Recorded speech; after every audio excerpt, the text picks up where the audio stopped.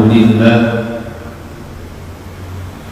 asyhadu an la ilaha illallah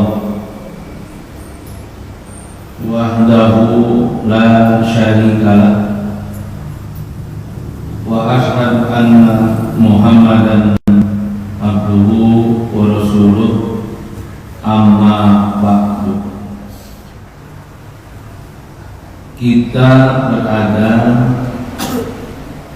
di akhir bulan Safar dalam tahun Hijriah. Setelah Safar, Rabiul Awal. Pada bulan Rabiul Awal ada catatan penting berkaitan dengan sejarah Rasulullah Shallallahu Alaihi Wasallam. Pada bulan Rabiul Awal, hari Senin, tanggal 12, Rasulullah lahir. Sama lahir Nabi, hijrah Nabi, dan wafat Nabi. Rasulullah lahir hari Senin tanggal 12 bulan Rabiul Awal. Rasulullah hijrah hari Senin tanggal 12 bulan Rabiul Awal. Juga Rasulullah wafat hari Senin tanggal 12 bulan Rabiul Awal. Satu keistimewaan bagi Muhammad Rasulullah SAW. Nah, Rasulullah lahir pada tahun gajah. Kenapa tidak disebut tahun Hijriah? Karena belum ada penyebutan tahun Hijriah ketika Nabi lahir. Karena tahun Hijriah itu baru dipakai setelah Umar bin Khattab menetapkan tahun bagi tahun Islam. Nah, nama tahun pada zaman Nabi suka dikaitkan dengan peristiwa besar. Maka pada saat Muhammad lahir itu berkaitan dengan satu peristiwa besar, yaitu penyerangan Abraha terhadap Ka'bah dengan tentara gajahnya. Makanya kelahiran Nabi disebut tahun gajah, karena di sana ada peristiwa gajah. Tentang Muhammad lahir pada tahun gajah itu dijelaskan oleh Nabi sendiri. Sabda Nabi, wulidtu amal fil. Saya dilahirkan pada tahun gajah, atau di dalam riwayat lain disebut yaumal fil, hari gajah. Ada orang yang sama lahirnya dengan Nabi pada tahun gajah, yaitu Qais bin Mukhramah. Nah, kata Qais, wulidtu ana wa Rasulullah amal fil. Saya dilahirkan dan Rasulullah juga dilahirkan amal fil pada tahun gajah. Nah, kapan lahir Muhammad setelah peristiwa gajah itu, menurut Al-Mawardi, kana ba'dal fil bi khamsina yauman, yaitu 50 hari setelah peristiwa gajah. Jadi dekat dari peristiwa gajah kepada lahirnya Nabi, kurang dari 2 bulan, hanya 50 hari. Peristiwa gajah, lalu 50 hari kemudian Muhammad datang. Nah, apa sebab musabab peristiwa gajah itu? Sebabnya ialah Raja Najasyi yang ada di Habasyah. Habasyah itu Ethiopia, daerah kulit hitam. Raja Habasyah gelarnya Najasyi, seperti Raja Mesir gitu kan ya, gelarnya Fir'aun. Kalau Raja Habasyah gelarnya Najasyi. Najasyi ingin menjajah Yaman, lalu dia mengirim tentara yang dipimpin oleh Arya pergi ke Yaman, lalu terbentuklah di Yaman kerajaan Habasyah dengan rajanya Arya. Kakek Najasyi tidak puas dengan Arya itu, maka dia mengirim lagi Abraha bin As-Sobah yang suka digelar Abu Yaksum. Maka di Yaman ada 2 kerajaan Habasyah. Yang satu dipimpin Arya dan yang satu lagi dipimpin Abraha. Tapi kedua kerajaan ini tidak akur, suka saling menyerang. Akhirnya Arya terbunuh oleh Abraha. Maka rakyat-rakyat Arya akhirnya digabungkan dengan Abraha. Berkuasalah Abraha kerajaan Habasyah di Yaman.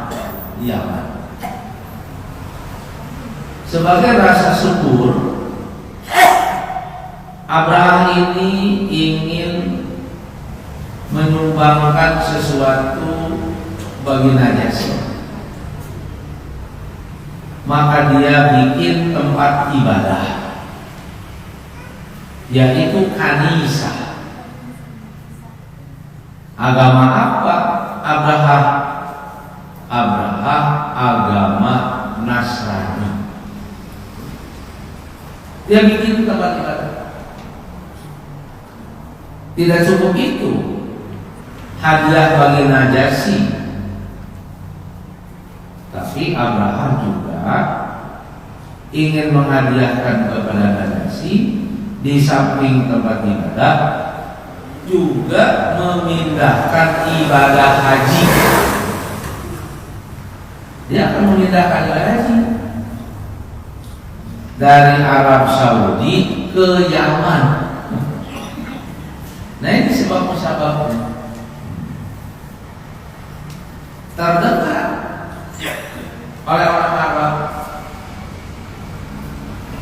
bahwa Abraha akan memindahkan ibadah haji, menghancurkan Ka'bah. Maka tempat ibadah ibadah Abraham dikotomi oleh orang Arab itu dengan tinja. Akhirnya Abraham semakin marah dan semakin bertekad bulat menghancurkan Ka'bah, memindahkan ibadah haji. Lalu dia minta kepada Najasyi agar mengirim gajah-gajahnya untuk menyerang Ka'bah, termasuk gajah nu paling gede, nu paling kuat, pimpinan dari gajah-gajah kalau berperang. Gajah Najasyi yang kuat dan pimpinan gajah-gajah kalau menyerang itu diberi nama oleh Najasyi, namanya Mahmud. Bisi ayat ngaran Mahmud ini, nah itu ngaran gajah, gajah Najasyi dikirim dari Ethiopia itu ke Yaman. Bayangkan pada masa itu pakai apa? Kapal sudah ada, kapal laut itu sudah ada. Kenapa pakai kapal laut? Karena kapal laut sudah ada sejak zaman Nabi Nuh kan? Sebab Nabi Nuh kan yang bikin kapal laut. Setelah tentara siap, gajah pun juga siap, pergilah Abraha dengan tentara dan gajah-gajahnya ke Mekah. Di tengah jalan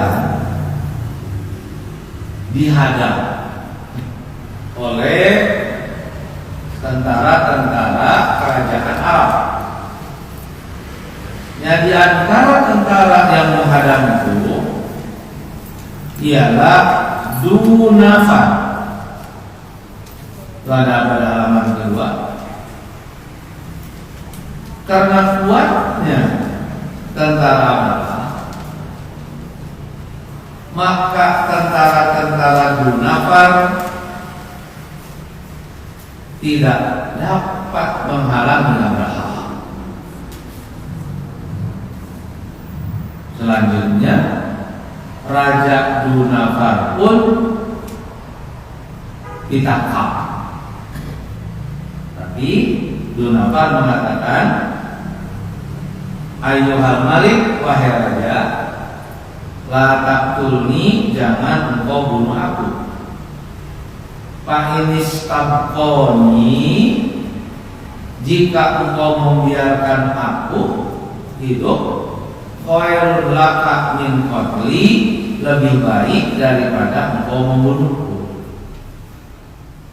Pasrah yahu wa awthaqahu, maka Abraha membiarkan Dunafar hidup. Oh, kenapa tidak dibunuh? Sebenarnya Abraha itu adalah rajulan haliman, seorang laki-laki yang punya rasa kasih sayang. Nah, pergi lagi terus maju dari Yaman ke Mekah untuk hancurkan Ka'bah. Di tengah jalan dihadang lagi oleh kerajaan Arab, pimpinan Nufail bin Habib al-Qat'ami. Nufail pun tidak kuat menghadapi Abraha itu. Nufail pun ditangkap, ditawan. Nah, lalu Nufail mengatakan, Ayyuhal Malik, wahai raja, ini dalilun di ardil Arab, aku akan menunjukkan jalan menuju tanah Arab. Wahatani yadaya ala qaumi bisam'i wa ta'ah. Inilah kedua tanganku dan kaumku mendengar dan taat. Akhirnya Nufail pun dibiarkan hidup, tidak dibunuh. karena sebagai penunjuk jalan dan berjualan. Di Taif, dihadang lagi oleh tentara Mas'ud bin Mu'attib. Ini pun tidak kuat. Akhirnya Mas'ud pun ditangkap. Lalu Mas'ud mengatakan, "Ayyuhal Malik, nahnu abiduka." Wahai raja, kami adalah hambamu. Laisa lana indana khilafun. Tidak ada perbedaan di antara kita. Wa innama turidul bait alladzi bi Makkah. Engkau ingin ke Mekah. Nahnu nab'atu ma'aka mayudillu ka'alai. Aku akan mengirim orang yang menunjukkan jalan ke Mekah. Sudah 3 kerajaan tumbang oleh Abraham. Berarti dapat digambarkan bagaimana hebat kuatnya tentara gajah-gajah kecil. Nah, sampailah Abraham di suatu tempat namanya Al-Mughomsi, satu tempat dekat Makkah. Al-Mughomsi. Jadi belum masuk Makkah. Lalu dia mengutus Al-Aswad bin Mas'ud untuk merampas harta-harta orang Arab. Jadi sebelum dimasuki kota Mekah itu, harta-harta pembesar orang Arab itu dirampas. Lalu diutus lagi seorang tentara, yaitu Hayyatoh al-Himyari. Hayyatoh ini disuruh mencari mana tokoh Arabnya itu, mana tokoh Arabnya. Lalu datanglah tokoh Arabnya, Abdul Muthalib. Abdul Muthalib itu ialah kakeknya Nabi. Maka Hayyatoh al-Himyari mengatakan kepada Abdul Muthalib, "Ani lam atiri kitalin." Aku datang bukan untuk berperang, kata utusan Abraham itu. Innama jitu liuqima hadzal bait, tapi aku datang untuk menghancurkan al-bait ini, bukan untuk berperang. Seolah-olah utusan Abraham ini minta minggir. Jangan untuk berperang di antara kita, tapi biarkan kami menghancurkan al-bait. Abdul Muthalib pun kakek Nabi dipanggil Abraham. Lalu pergilah Abdul Muthalib, lalu disusul diikuti oleh anak-anaknya. Ketika Abdul Muthalib bertemu dengan Abraham, maka Abdul Muthalib mengatakan, "Hajati ilal malik," keperluanku datang ke raja, "ayyarudda alayya mi'atai ba'irin," agar mengembalikan 200 ekor unta asobahali yang kena padaku. Jadi Abdul Muthalib datang kepada Abraham meminta agar ontaknya yang 200 itu dikembalikan, karena dirampaskan oleh tentara Abraham. Ketika Abraham mendengar perkataan Abdul Muthalib minta 200 ontak dikembalikan kepadanya, Abraham jadi kaget. Kenapa Abdul Muthalib mempermasalahkan ontak, tidak mempermasalahkan al-bait yang akan dihancurkan itu? Kenapa? Nyaah aontak. Tapi ternyata karena Ka'bah gitu. Maka Abraham mengatakan, jitu ila baitin, aku datang ke bait wadinuka, bait itu agamamu, wadinu abaika, dan agama bapak-bapakmu, wa huwa syarafukum, bait itu kemuliaanmu, wa asimatukum, dan bait itu tempat kamu bergantung, liuhdimahu, akan aku hancurkan, kata Abraham. Lima tukallimuni bihi, lam tukallimuni bihi wa tukallimuni bi mi'atai ba'irin asobdaka. Engkau tidak berbicara kepadaku tentang al-bait, tapi engkau berbicara kepadaku tentang 200 ekor unta yang kena kepadamu. Kenapa tidak berbicara tentang al-bait supaya jangan diserang? Maka dengan penuh keyakinan kakek Nabi Abdul Muthalib mengatakan,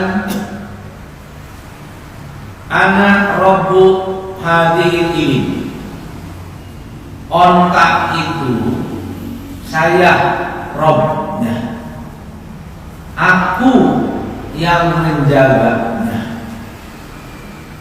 Wa inna li hadzal baiti rabban yamna sayamna'uhu, adapun untuk al-bait ada rob yang akan menjaganya. Keyakinan begitu besar Abdul Muthalib, padahal dia seorang musyrik kan. Ontak mah saya yang menjaga, tapi urusan Ka'bah mah ada yang menjaganya.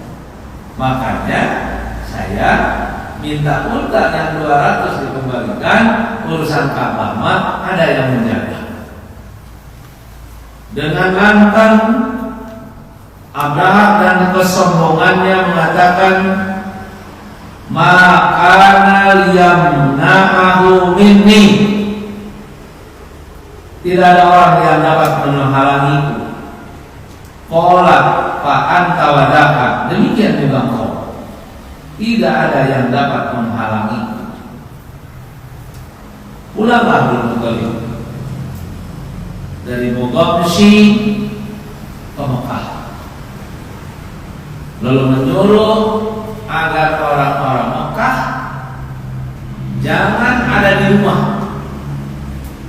semua harus keluar dari rumah dan naik gunung. Jangan ada seorang pun yang melawan Abraham, karena tidak akan kuat. 3 kerajaan Arab sudah tumbang. Jangan dilawan, keluar naik gunung.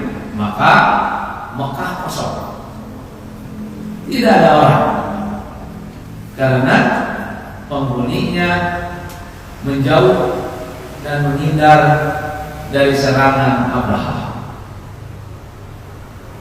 Ketika Abraham dan tentara-tentaranya sudah menyiapkan tentara, maka Raja Nufel yang ditangkap oleh Abraham itu, dia mendatangi gajah yang besar, Mahmud itu. Nah, ternyata Nufel ini kalau kita sebut sekarang berarti apa itu? Pawang gajah. Dia memang tahu tentang ilmu gajah. Lalu Nufel mengatakan kepada Mahmud, Ibrik Mahmud, diam kamu Mahmud, wajib pulanglah rasyidan dengan dapat petunjuk, min haitsu ji'ta, pulang dari mana kamu datang. Kamu datang dari Yaman, pulanglah ke Yaman. Fa innaka fi baladillahil haram, engkau wahai Mahmud ada di tanah mulia. Si Mahmud ini ngerti Mahmud ini.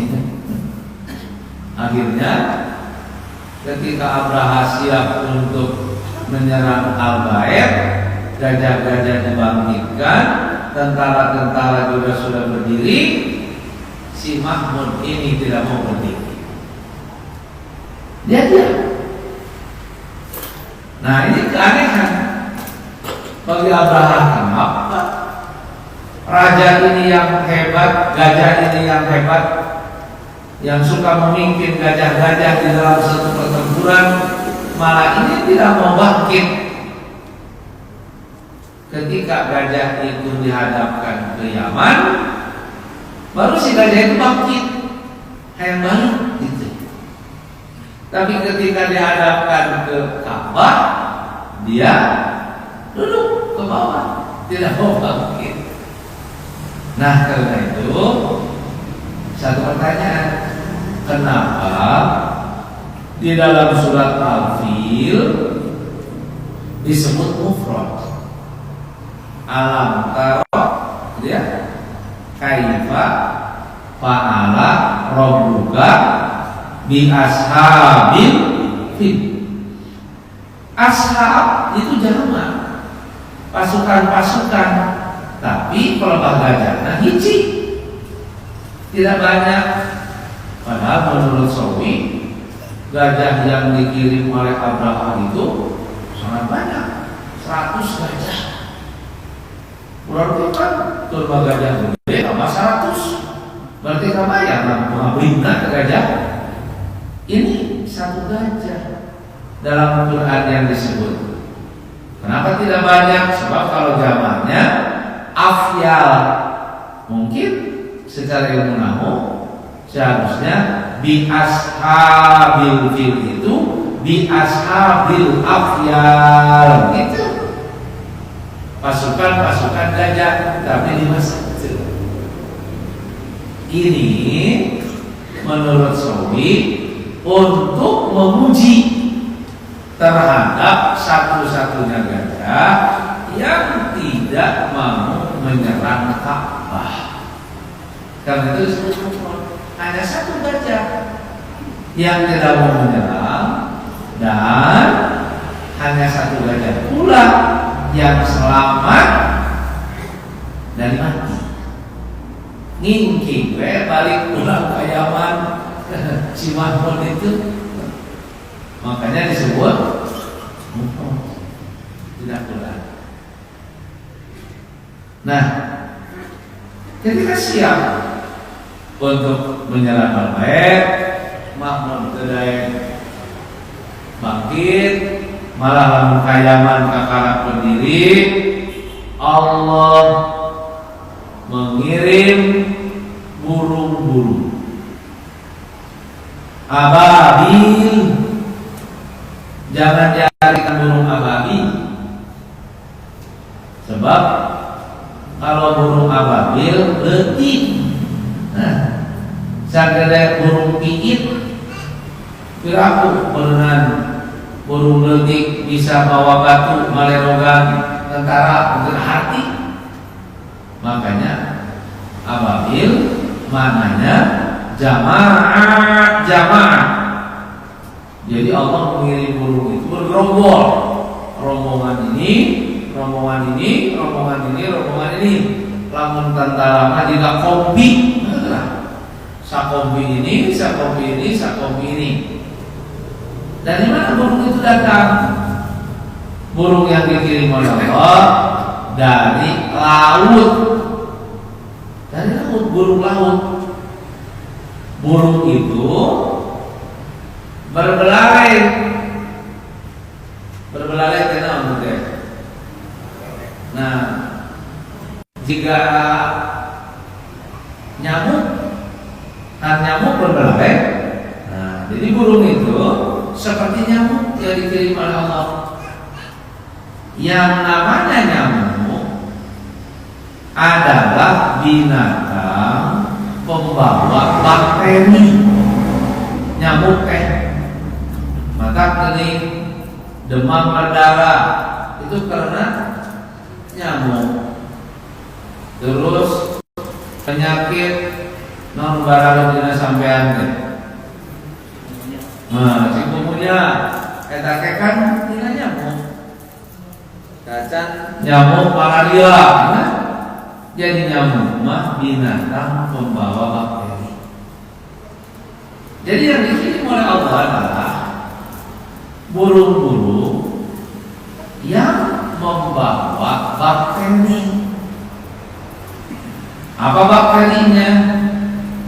Dijelaskan dalam tafsir Daul Judari. Daul Judari itu ialah burung yang membawa wabah. Wabah. Jadi si wabah itu dari burung yang dikirim oleh Allah.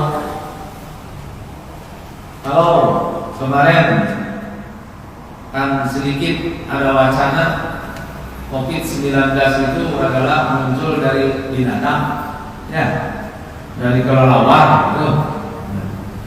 Tapi Allah alam itu, tapi berkaitan dengan burung yang dikirim oleh Allah untuk menghancurkan tentara Abraham itu betul-betul dari binatang, dari laut, yang bentuknya seperti nyamuk, berbelalai, dia membawa wabah. Wabahnya menurut Al-Marwi itu sangat dahsyat. Kalau baca tafsir lebih dahsyat wabah itu ketimbang COVID-19. Wabah ini kalau kena kepada manusia itu hanya bertahan hidup 2 hari dengan wabah ini. COVID-19 kan bisa diisolasi seminggu, 2 minggu, itu ada mending. Ini lebih dahsyat wabah ini. Nah, apabila terkena oleh wabah ini bisa tertahan 2 hari itu dengan daging-daging yang ada pada badan beruragan, ditambah sendi-sendi cowok. Coba bagaimana dahsyatnya wabah ini? Kan kalau COVID-19 menggunakannya cek mantan COVID gitu, cek mantan COVID. Dan banyak teman yang alhamdulillah selamat dari COVID-19, termasuk alhamdulillah ulang mogenya, termasuk anu bisa hirup nepikeun ka ayeuna melewati COVID selama 2 tahun kan. Nah, sementara batur kena COVID loba nu marawat muni panjang kuburan COVID-19. Maka ulang teh makhluk sesak corona. Dah berikan.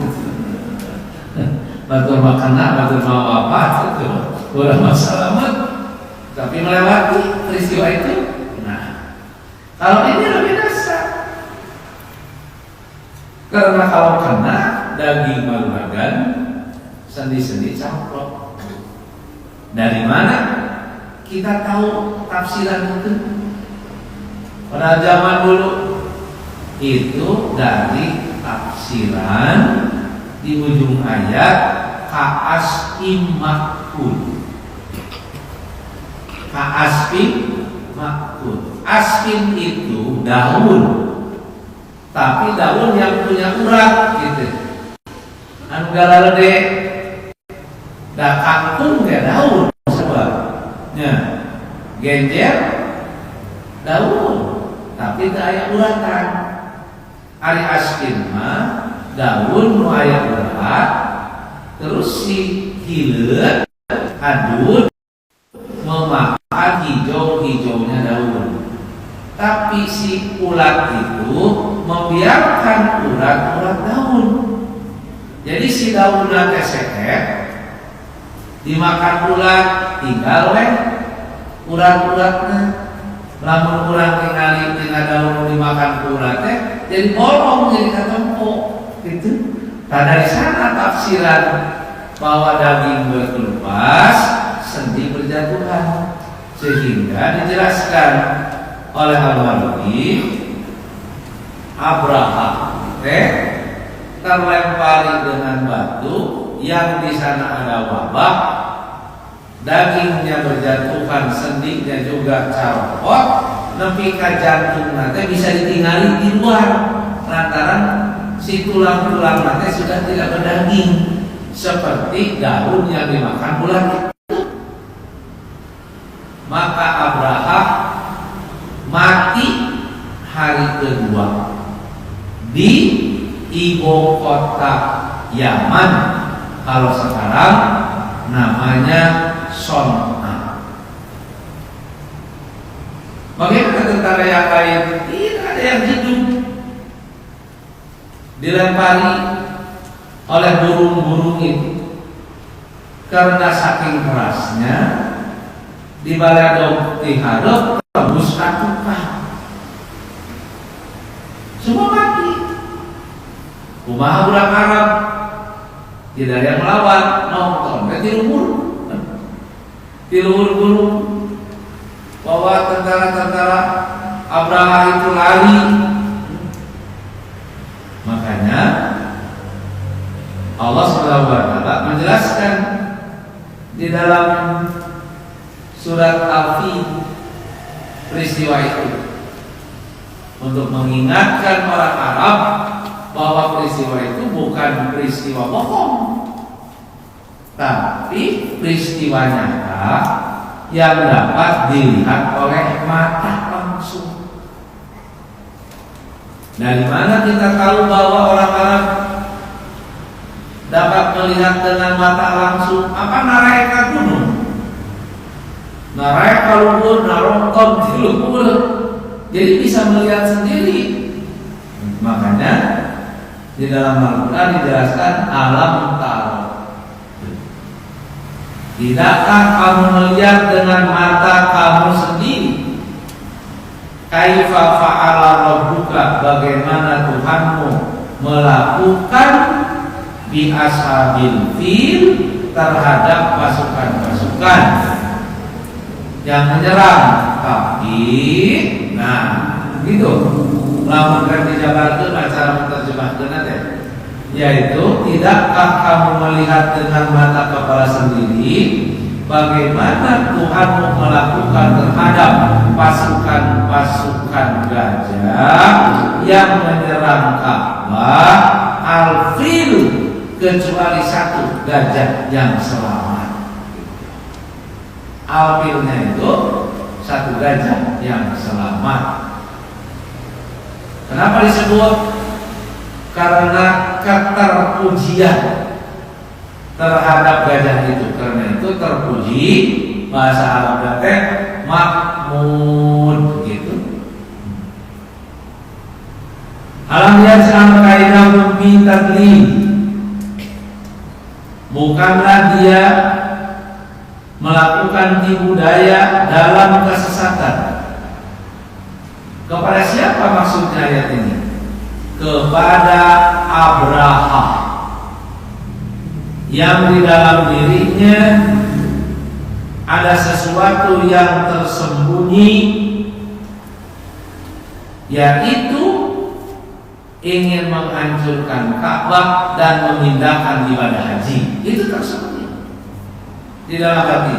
Karena itu disebut kaidah, tipu daya, bitadlilin.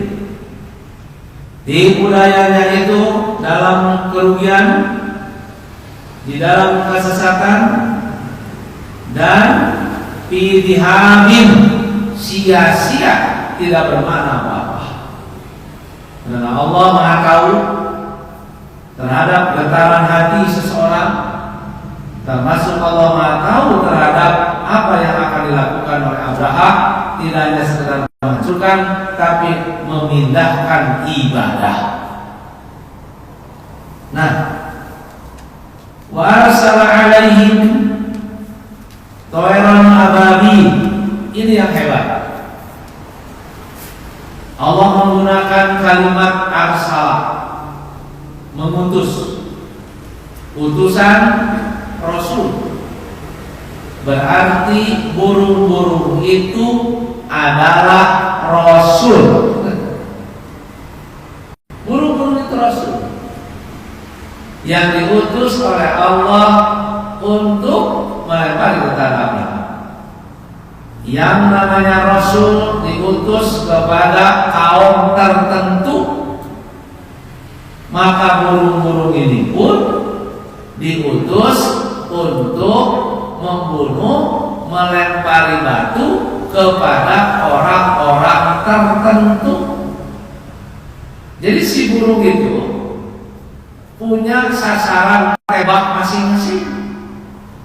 Ditugaskan oleh Allah, burung ini meledong si anu, gitu. Burung ini melempar ini, burung ini melempar ini. Tidak ada yang tertukar kesalahan. Karena itu ada seorang Abu Rigol, burung-burung yang lain sudah pergi, tapi Abu Rigol ini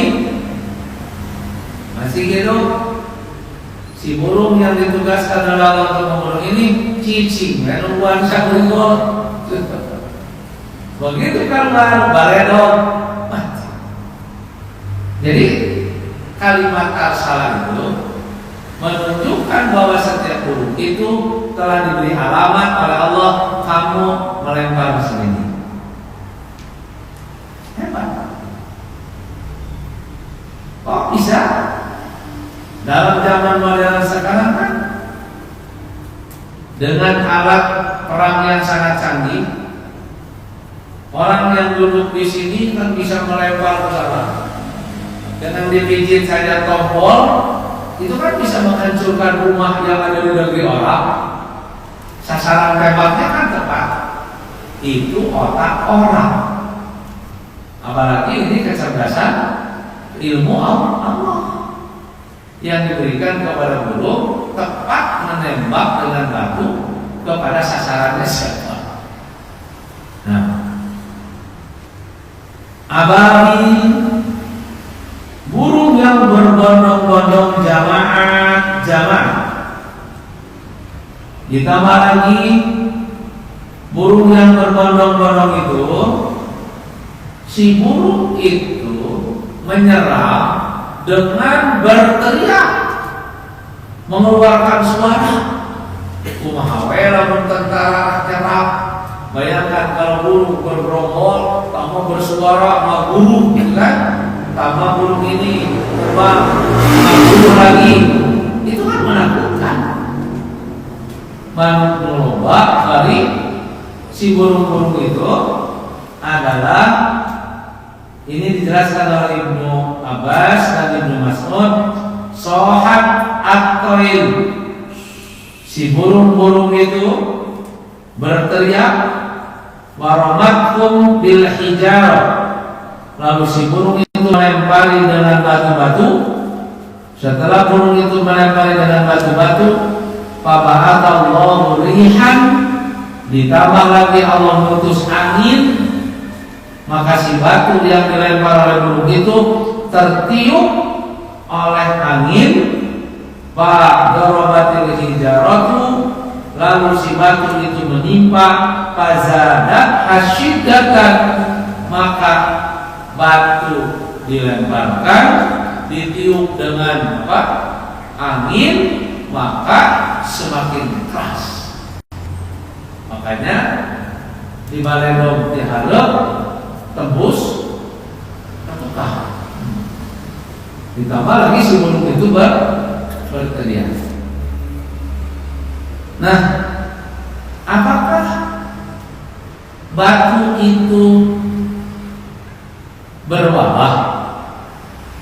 Tidak. Yang berwabah itu burungnya. Si burung itu membawa 3 batu. 1 batu di mulut dan 2 batunya pada kaki.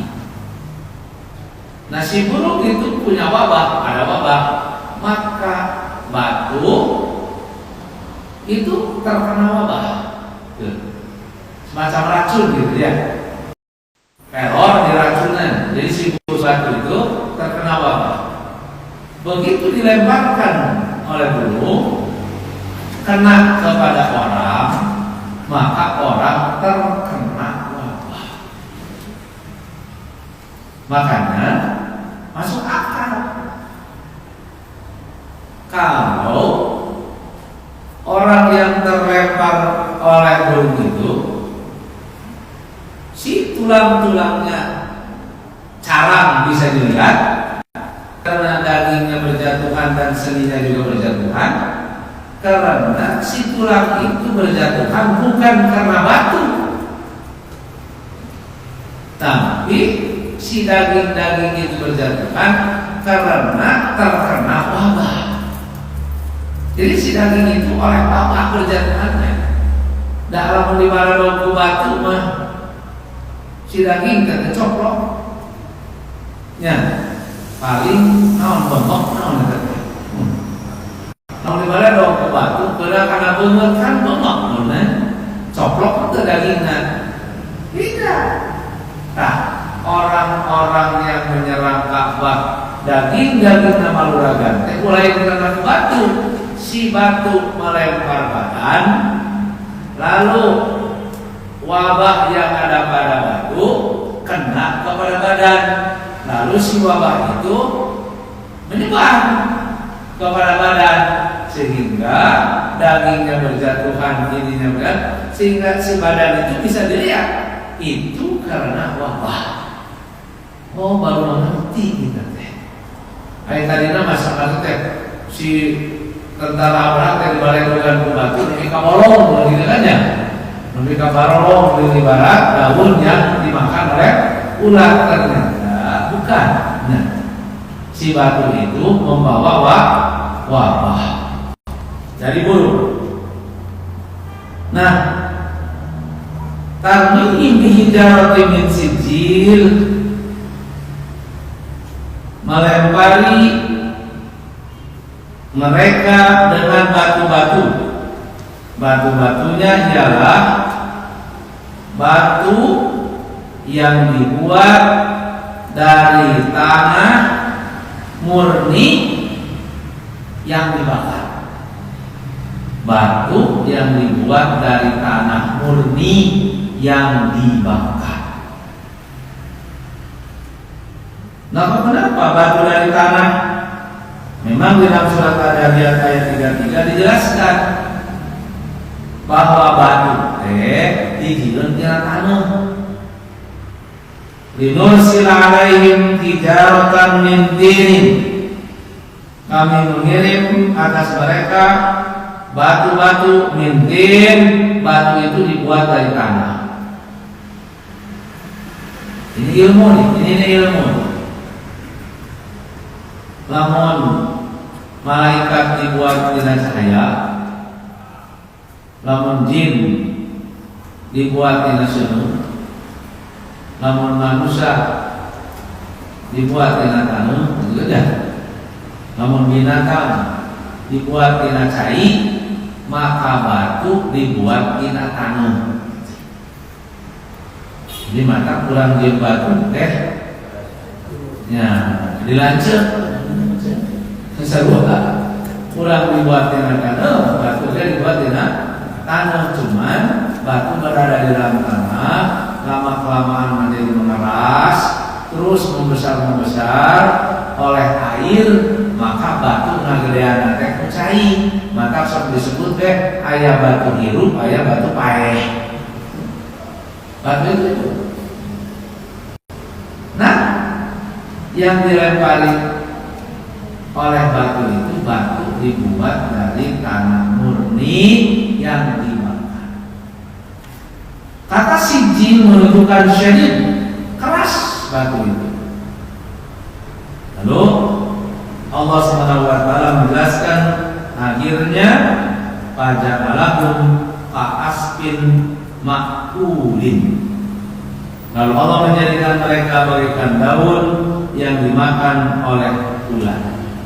Kalau daun biasa namanya warokoh, tapi lamun daun anu berurat namanya aspin. Daun dimakan ulat, daun hijaunya hilang, tinggal ulat daun, maka daun jadi bolong, bisa dilihat oleh kita langsung.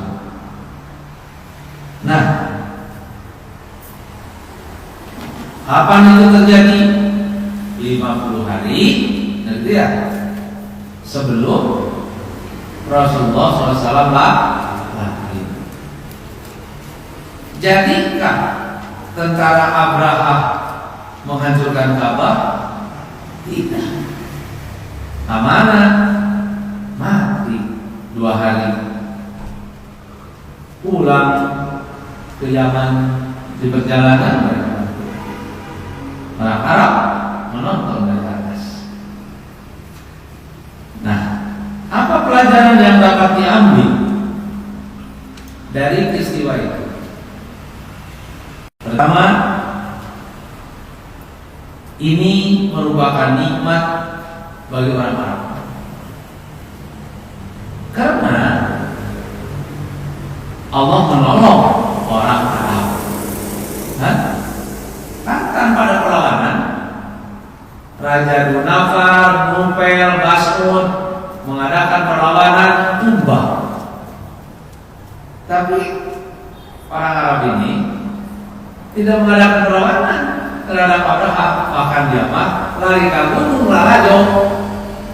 Tidak ada yang melawan, tapi jadi hancur. Ini nikmat bagi orang Arab, ditolong dari serangan Abraha. Padahal, nah ini padahal, antara orang Arab dengan Abraha sarwa wae. Sarwa apanya? Sarwa musyrik. Orang Arab musyrik, Abraha dan tentarana musyrik. Tapi Allah menolong orang Arab. Nah ini nikmat bagi mereka. Padahal mereka sama-sama musyrik.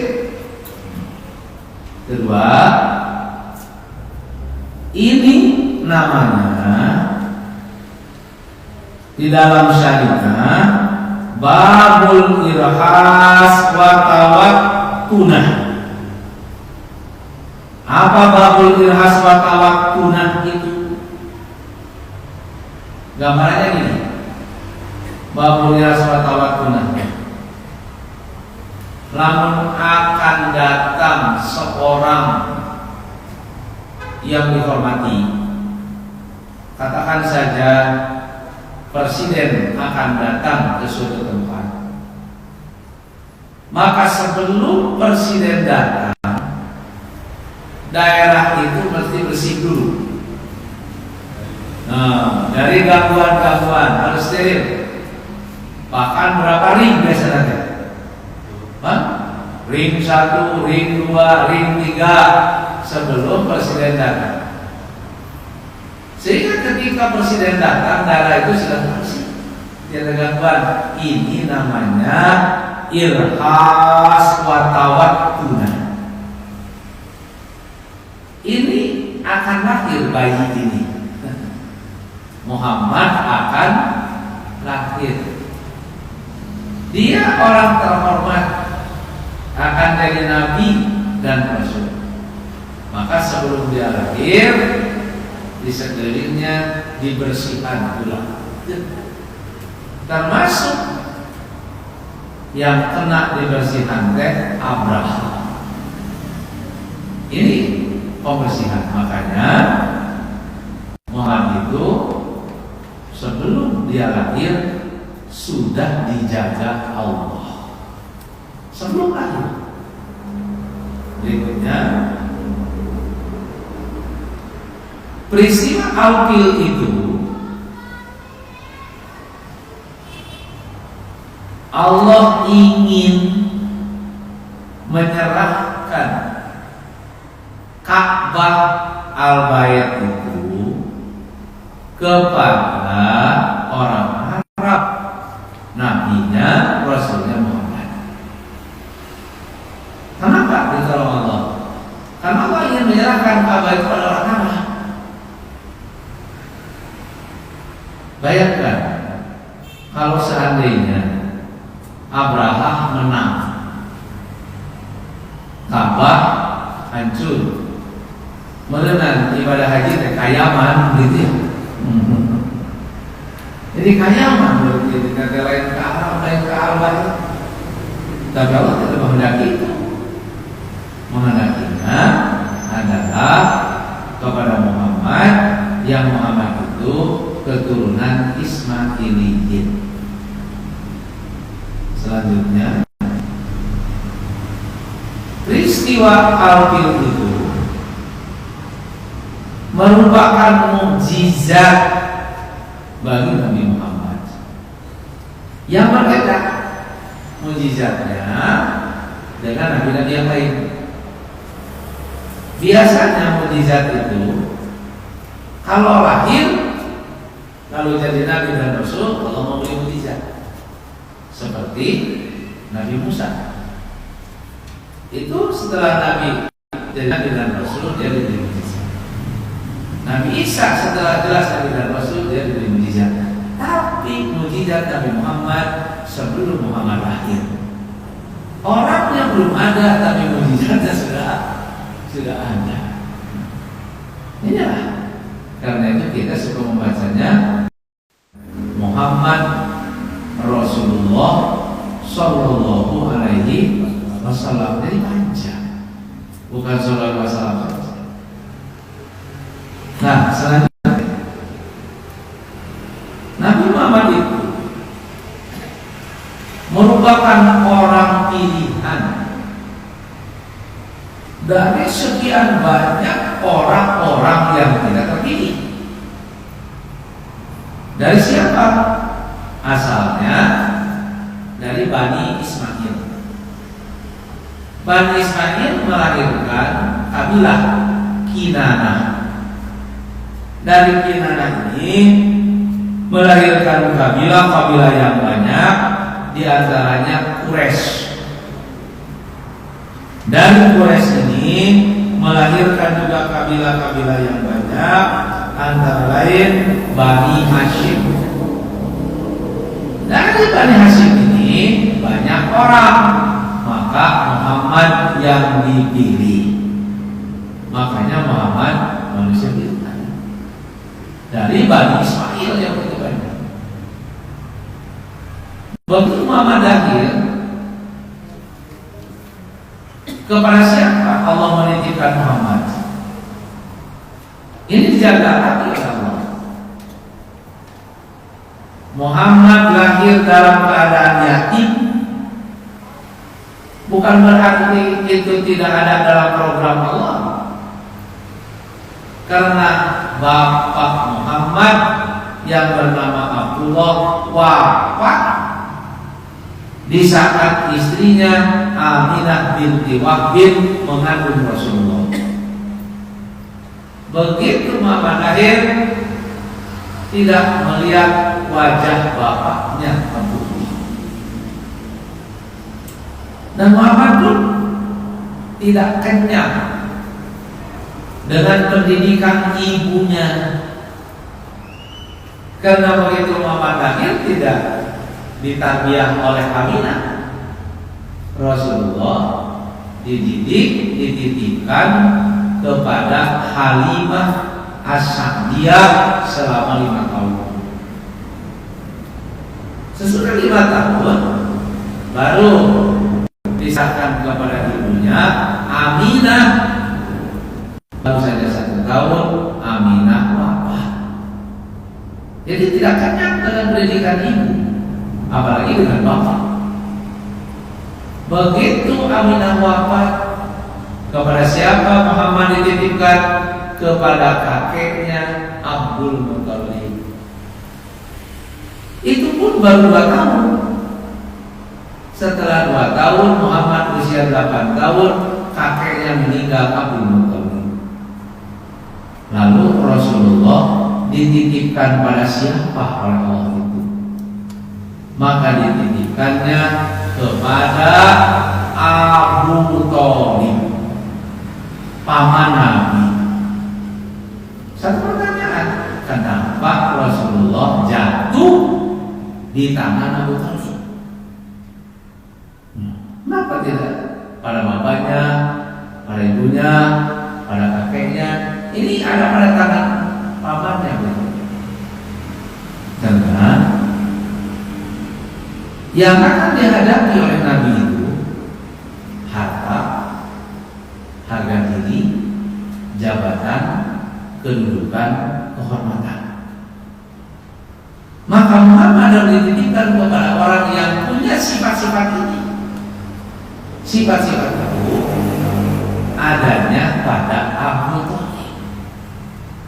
Makanya Muhammad berada pada tangan Abu Thalib, orang segan terhadap Abu Thalib sekalipun masih tetap menjaga Rasul dakwah Nabi, karena mereka menghormati, mengagungkan kepada Abu Thalib. Jadi bukan tanpa rencana karena Muhammad berada di tangan Abu Thalib, tapi memang diselamatkan Allah, karena yang akan dihadapi adalah keluarga, jabatan, kedudukan, dan penghormatan, dan itu semua ada pada Abu Thalib. Nah, dari sini kita semakin yakin akan Muhammad Rasulullah sebagai Nabi dan Rasul, ternyata sudah dijaga oleh Allah sebelum lahir. Lalu dititipkannya juga kepada siapa? Abraha menyerang Muhammad dan lahir? Tidak ada. Karena kami tidak. Begitu lahir Muhammad dipilih. Begitu lahir mukjizat diberi sebelum lahir. Begitu dia lahir dititipkan kepada orang yang dapat menjaga Muhammad. Makanya yakinlah bahwa kata Rasulullah, Anni Rasulillah, aku ini adalah Rasul Allah, syahidan, yang betul-betul bersaksi, mubasyiran, pemberi kabar gembira, wa nadhira, dan memberi peringatan. Nah, inilah kisah Rabiul Awwal. Sebab sekarang kita berada di akhir bulan Safar. Sama apa ini Rabiul Awwal? Berapa?